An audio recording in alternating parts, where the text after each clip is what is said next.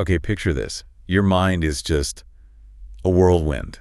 Right. The thoughts flying everywhere, stuff from the past, worries about what's next, that endless to-do list. Uh-huh. It kind of feels like you're stuck right in the middle of this, mental tornado, scattered, maybe disconnected from right now. Yeah, that feeling of being lost in thought, totally overwhelmed. It's incredibly common. We all get there sometimes. And you desperately need some kind of anchor. Yeah. Uh-huh. Something immediate, simple, just to cut through all that noise. We often look for really complex ways out, don't we? Trying to think our way through the thinking. Exactly.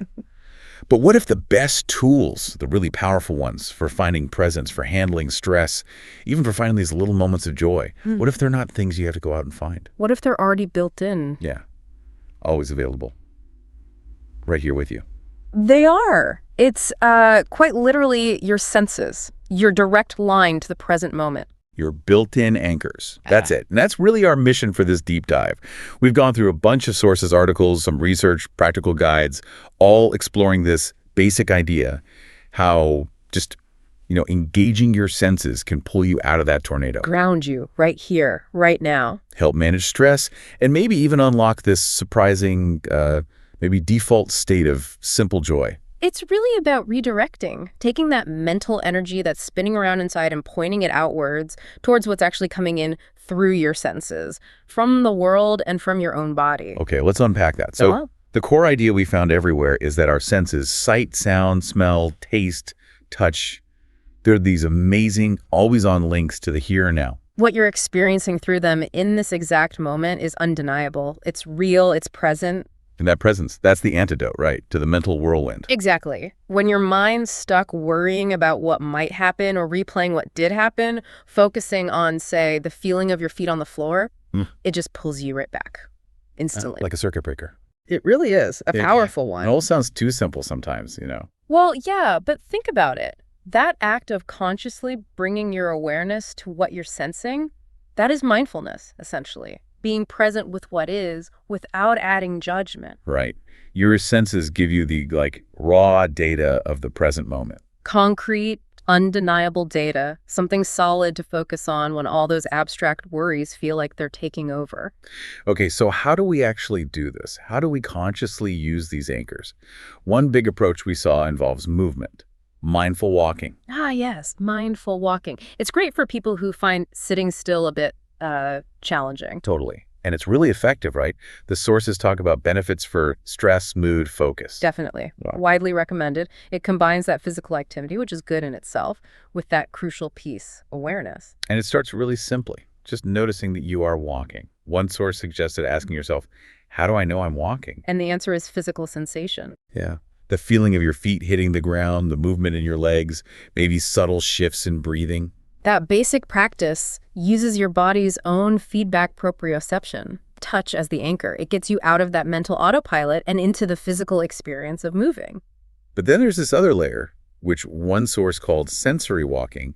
This sounds really interesting. It takes mindful walking and deliberately expands it to engage all the senses while you're moving. Yes. It's about actively tuning in to your surroundings through each sense. So you might start, say, with vision, keeping your gaze soft, maybe looking ahead, and just noticing how the view changes as you walk. Like things coming into view, passing by, the light changing. Exactly. Patterns of light and shadow, movement in the trees, whatever's there. Then you could shift your focus entirely to the soles of your feet. Oh, okay. Feeling the different surfaces underfoot. Precisely. Is it hard pavement, soft grass, uneven gravel? Noticing the pressure, the texture, how it changes with each step. Makes sense. Then maybe sound. Yeah, opening up your awareness to the whole soundscape, not just the loud stuff, but the subtle things too. Your own footsteps, maybe distant traffic, bird song, leaves rustling. Even the hum of electricity, maybe. Things you normally filter out. Absolutely. Noticing how sounds get louder or softer as you move, and then you bring in smell. Right. Walking past flowers or a bakery, or maybe just that smell of damp earth after it rains. Or even noticing if the air carries any faint tastes. It's amazing what's there when you actually pay attention. This sensory walking sounds like a really practical way to stay anchored, especially outdoors, even if your mind wanders off. Which it will. That active sensory focus keeps pulling you back. Helps you, savor the moment instead of just rushing through it lost in thought. It really does. Okay, so beyond movement, the sources also talked a lot about using senses for self-soothing. Those moments when stress just hits or anxiety flares up. Right, when you need something simple and immediate to kind of calm your system down. And these are skills you can use yourself, independently. You don't need anything external, which is why they're so valuable. And, no surprise, engaging the senses is key. Okay, let's walk through some examples from the sources. Sense by sense. Touch seems like a big one. Huge! Our skin is so sensitive. Think about sinking into a warm bath. That feeling of the water all around you, often instant relief. Yeah, or just sunlight on your skin. Or putting on really comfortable clothes, like soft fabric. Stretching your muscles, feeling that release, getting a massage, obviously, even just petting a cat or a dog, that tactile connection. The sources specifically mention water quite a bit. Baths, showers, even just running cool water over your hands. That instant relief idea. Yeah, water has a very immediate grounding effect for many people. Okay, what about taste? Taste is interesting. The sources noted it's maybe not always the primary coping tool, but it definitely has mood effects. The key seems to be doing it mindfully. Right, not just, stress eating, but consciously engaging the sense. Like sucking on a hard candy and really focusing on the flavor as it changes. Or letting a piece of dark chocolate melt very slowly, noticing the texture, the bitterness, the sweetness. Or sipping herbal tea, feeling the warmth, tasting the specific herbs. It's about the experience of taste, making it the focus. Got it. Okay, smell. This one feels very direct. Aromatherapy came up. Yes, using essential oils. It's an ancient practice, really, but highlighted as a complementary approach now, used through inhalation or sometimes diluted in massage oil. And the reported benefits seem quite broad. Stress, anxiety, mood, sleep, even pain. Yeah, some specific oils get mentioned repeatedly. Lavender is a big one. Sources cited its potential for reducing anxiety, helping with stress, improving mood, aiding sleep quality. Wow, that's quite a list. Even mentions of helping with migraines or pain relief. And normalizing vital signs after surgery, in some studies mentioned. Then there's chamomile, often linked to easing anxiety and depression, improving sleep. Research suggests it might interact with GABA receptors. Ah, GABA. Those are the brain receptors involved in calming things down. Yeah. Exactly. So chamomile might help enhance that natural calming process. Rosemary was also mentioned, potentially helping with anxiety and even cognitive function, like memory or focus. It's interesting how specific scents can have these documented effects. Lavender is even designated, generally recognized as safe by the FDA, according to one source. Yeah, well, we always need more research, especially for some complementary therapies. The evidence for oils like lavender and chamomile having real physiological and psychological effects is definitely growing. It's tapping into that direct sensory pathway to our nervous system. And then just looping back to sight and sound, like with the mindful walking, just taking a moment to consciously look at something non-judgmentally or really listen to the sounds around you. Those can be simple, powerful self-soothers too. Absolutely. They're always there, these resources, ready to pull you out of your head and into whatever's actually happening right now. Okay, let's shift gears a bit to something we all do every day, usually without much thought: eating. Ah, yes. Mindful eating. This ties everything together beautifully. It's basically applying mindfulness, using your senses to the whole experience of eating, right? Precisely. Paying full attention. Listening to your body's actual hunger and fullness cues. And really engaging all the senses, noticing the colors, the smells, the sounds of chewing, the textures, the flavors. Which is so different from how we often eat, isn't it? Like mindlessly grabbing food, watching TV, or scrolling on our phones. Totally. And that mindless, quick eating, there's a physical consequence.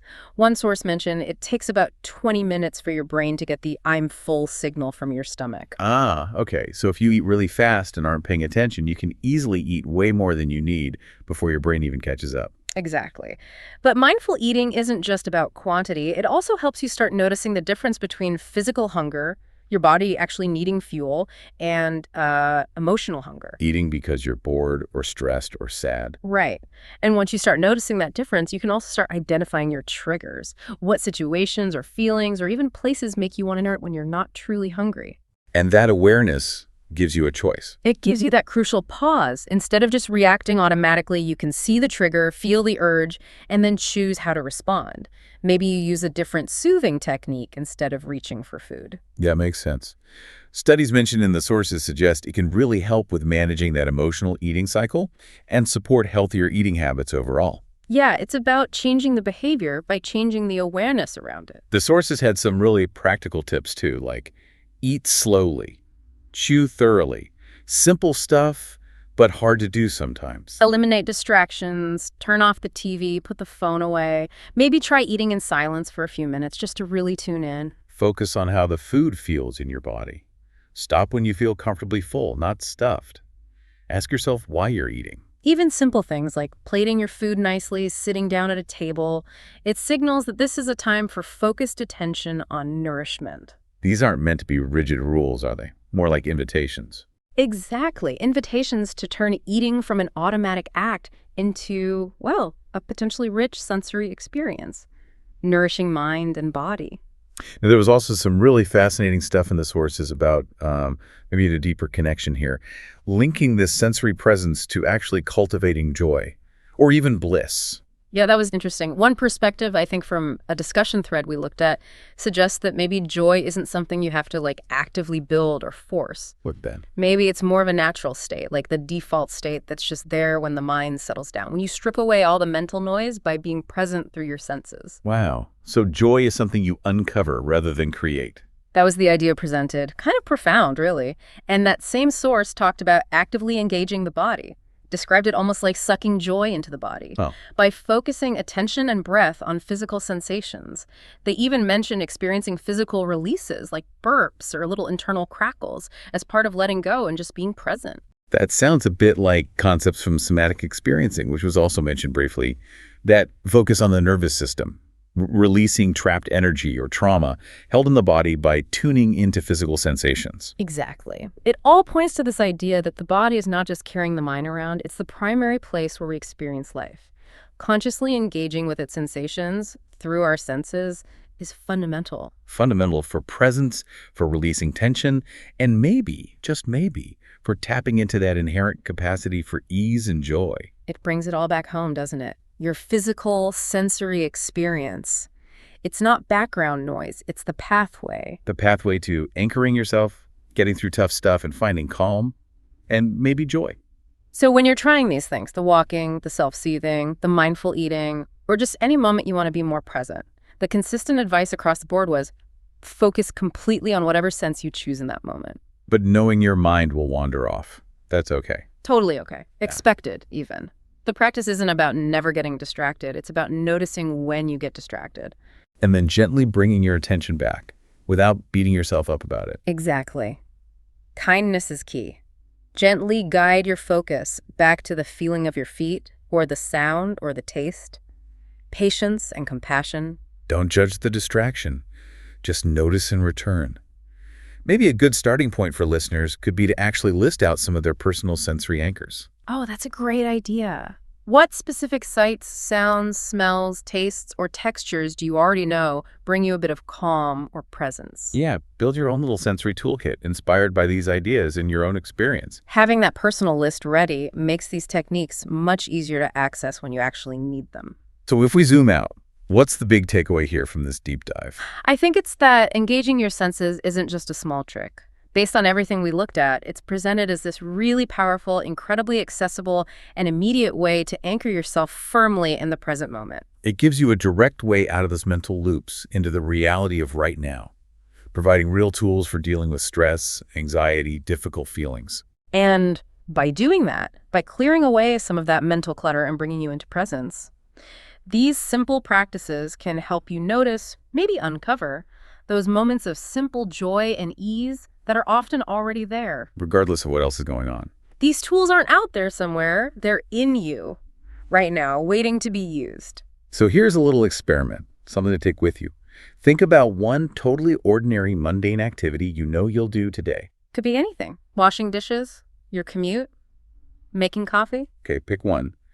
And then just for a minute or two during that activity, deliberately choose to engage just one of your senses fully. Really focus only on the feeling of the warm water on your hands, or the sounds outside your window during your commute, or the rich aroma of that coffee as you brew it. Just one sense. How might that tiny conscious shift in your attention change your experience of that everyday moment? Give it a try. See what happens.